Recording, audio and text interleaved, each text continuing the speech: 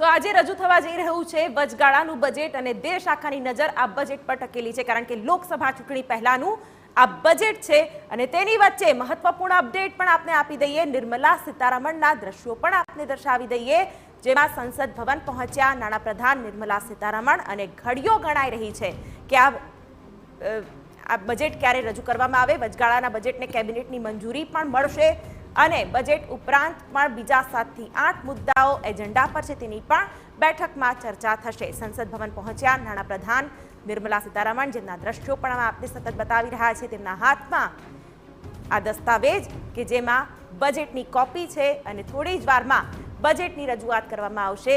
ખાતા વહી કહેવામાં આવે છે હવે આ બજેટને, ત્યારે થોડી જ વારમાં બજેટની રજૂઆત।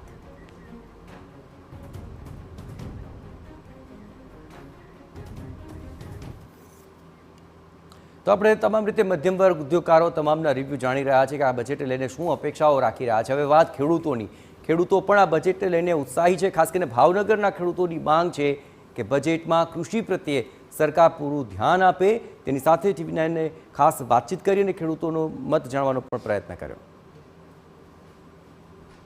કેન્દ્ર સરકારનું જ્યારે બજેટ રજૂ થવાનું છે ત્યારે અમારી સાથે જોડાયા છે ભાવનગરના ખેડૂતો। તેમની પાસેથી જાણશું કે કેન્દ્ર સરકાર પાસે ખેડૂતોની કઈ યોજના છે, તેમને અપેક્ષા છે, સરકાર એવું શું કરવામાં આવે કે ખાસ કરીને ગુજરાતના ખેડૂતો છે જે મહેનત કરતા મજૂરી કરતા ખેડૂતો છે તેમને ફાયદો થાય। સીધી જ વાત કરશું ખેડૂતો સાથે। બજેટ અત્યારે રજૂ થવાનું છે ત્યારે શું કહેશો, સરકાર પાસે આપની શું અપેક્ષા હોઈ શકે?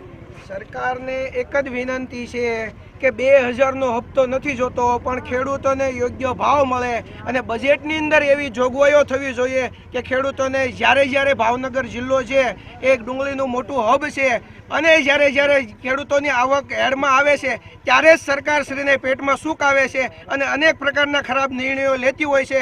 તો સરકારશ્રીને બજેટમાં એક જ નિર્ણય છે કે આવનારા બજેટની અંદર જો યોગ્ય નિર્ણય લેવામાં નહીં આવે ખેડૂતો તરફી તો ઉગ્ર આંદોલન ખેડૂતો કરવાના છે અને ટૂંક સમયની અંદર જે યુવાધન છે ખેતીની અંદર, આ યુવાધન છે એ ખેતી છોડીને અનેક રાજ્યોની અંદર પોતાના બીજા ધંધાની અંદર જતા રહેશે। ત્યારે આવનારી પરિસ્થિતિ આ દેશ છે એ ભૂખ્યા મરશે, આવું મને દેખાઈ રહ્યું છે। ખેડૂતોની એક બહુ મોટી માંગણી છે, ખાસ કરીને ભાવનગર જિલ્લાની વાત કરવામાં આવે તો ઘણા બધા એવા ઉત્પાદન છે, કપાસ છે, મગફળી છે કે ડુંગળી છે, તેના ટેકાના ભાવ મળવા જરૂરી છે કારણ કે યુવાધન ધીરે ધીરે ખેતી તરફથી આવી બધી સમસ્યાઓને લઈને દૂર જતો જાય છે, જેને લઈને સરકાર પાસે એવી અપેક્ષા છે કે ખેડૂતલક્ષી યોજનાઓ અમલમાં આવે। શું કહેશો, આ બજેટમાં શું અપેક્ષા હોઈ શકે ખેડૂતોને? ભારત જે ખેતી પ્રધાન દેશ છે, અપેક્ષા સરકાર પાસે એ જ છે કે સરકાર જે MSPના જે ભાવ છે એ ડબલ કરે, 3 ગણા કરે। સરકારે એવી વાત કરી તમે ખેડૂતોની આવક બમણી કરશું, બમણી થવાની જગ્યાએ અત્યારે ખેડૂતોની હાલત મૃતપ્રાય થઈ રહી છે। આપ સમજો કે 2 વર્ષ પહેલા જે કપાસના ભાવ 2200, 2100, 2000 હતા એ કપાસના ભાવ આજ ઘટીને 1200 રૂપિયા થઈ ગયા। જે ડુંગળી એમને 700, 800 રૂપિયા મણ વેચાતી હતી એ ડુંગળી આજે 100 રૂપિયા મણ વેચાય છે કે 4 થી 5 રૂપિયા કિલો વેચાય છે। તમે સમજી શકો કે 4-5 રૂપિયા કિલોનો તેને શું આવે, તેની અમે ખર્ચા જુઓ, તેની અમે અન્ય અમારા ભાડા મજૂરી ખર્ચ જુઓ તો સરવાળે ખેડૂતોને કાંઈ વળતું નથી।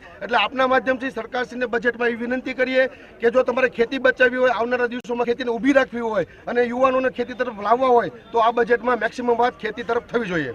શું માનશો ખેડૂત તરીકે શું હોવું જોઈએ આ નવા બજેટમાં? ખેડૂતોની ખાસ કરીને યુવાનો, તમારી જેવા યુવાનો ખેતી તરફ વળ્યા છે, ખેતીના વિકાસ માટે નવી ખેતીની યોજનાઓ, આયોજનો થઈ રહ્યું છે, ત્યારે શું માનવું છે આપનું? આ બજેટમાં ખેડૂત લક્ષી નિર્ણયો લેવાય, બરોબર, અને આ ડુંગળીની નિકાસને છૂટ મળે એવું તે સરકારશ્રીને આગ્રહ કરું છું હું। આ હતા ભાવનગર જિલ્લાના ખેડૂતો। તેમનું સ્પષ્ટ કહેવું છે કે બજેટની અંદર સરકાર એવી નવી યોજનાઓ અને નવા આયોજન કરે કે જેને લઈને ખેડૂતોને ખાસ કરીને ટેકાના ભાવ મળે, ખેડૂતોની સમસ્યા છે તેનું નિરાકરણ આવે અને ખાસ કરીને અમુક જે ગામડાઓ છે તેની અંદર જે વીજળીની સમસ્યાઓ છે તે પણ દૂર થાય, જેને લઈને ખેડૂત છે તે વધારે સમૃદ્ધ બને। અજીત ગઢવી, TV9 ભાવનગર।